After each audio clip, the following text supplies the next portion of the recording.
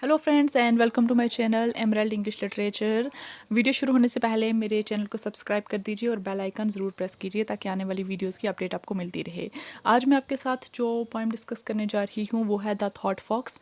ये पोएम लिखी है टेड ह्यूज़ ने और ये पोएम उनके debut collection the hawk in the rain में पब्लिश हुई थी 1957 में। टेड ह्यूज़ का बर्थ हुआ था 1930 में और डेथ हुई थी 1998 में और ये पोइट लॉरिएट रह चुके हैं 1984 के। टेड ह्यूज़ इंग्लिश पोइट हैं, ट्रांसलेटर हैं और चिल्ड्रन राइटर हैं, बेस्ट चिल्ड्रन राइटर हैं। तो हम पोएम शुरू करते हैं द थॉट फॉक्स।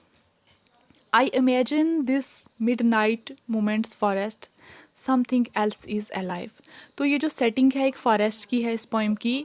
तो पोइट जो हैं वो खुद को इमेजिन करते हैं कि वो किसी फॉरेस्ट में हैं और आधी रात है और आधी रात में उन्हें लग रहा है कि उनके अलावा फॉरेस्ट उस जंगल में कोई और है, कोई और भी जीवित चीज़ है, कोई जिंदा चीज़ है, कोई जानवर है, कोई है। बिसाइड द क्लॉक्स लोनलीनेस, जो घड़ी है वो टिक टिक कर रही है। घड़ी की लोनलीनेस मतलब एक पोइट हैं खुद और एक घड़ी की आवाज़ आ रही है, लेकिन उसके अलावा भी उन्हें लग रहा है कोई तो ज़िंदा चीज़ है वहाँ पे।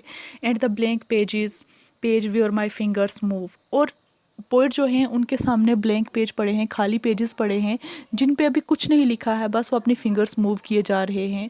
Through the window I see no star, कहते हैं कि खिड़की से बाहर मैंने देखा कोई स्टार्स नहीं थे, आसमान पे कोई सितारे नहीं थे। Something more near though deeper within darkness is entering the loneliness, कहते हैं कि जंगल के उस अंधेरेपन में कुछ तो है जो उनके जो उनके नज़दीक आ रहा है।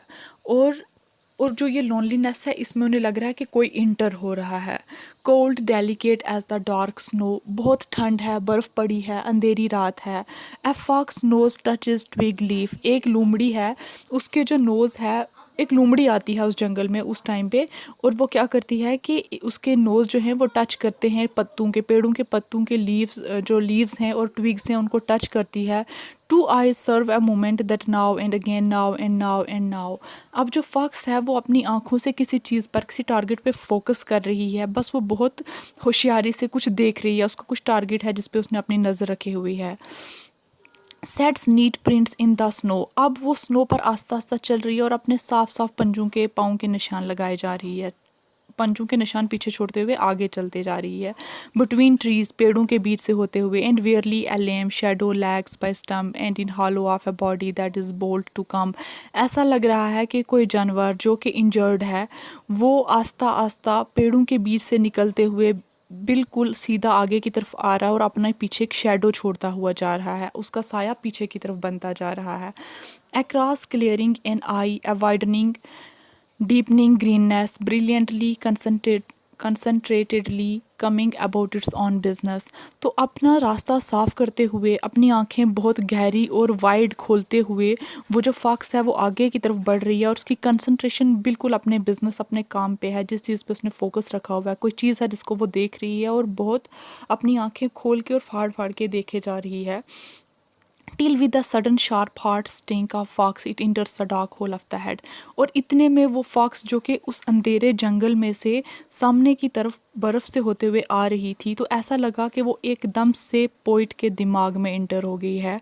The window is starless still the clock ticks, और अभी भी खिड़कियों से बाहर जो हैं सितारे नहीं दिखाई दे रहे हैं, घड़ी अभी भी टिक टिक किए जा रही है। द पेज इज़ प्रिंटेड, लेकिन अब पेज प्रिंट हो चुका है। जब पोइम स्टार्ट हुई थी तो जब पोइट बैठा था तो उनके सामने पेज जो था वो बिल्कुल ब्लैंक था, खाली था, उनने कुछ नहीं लिखा हुआ था।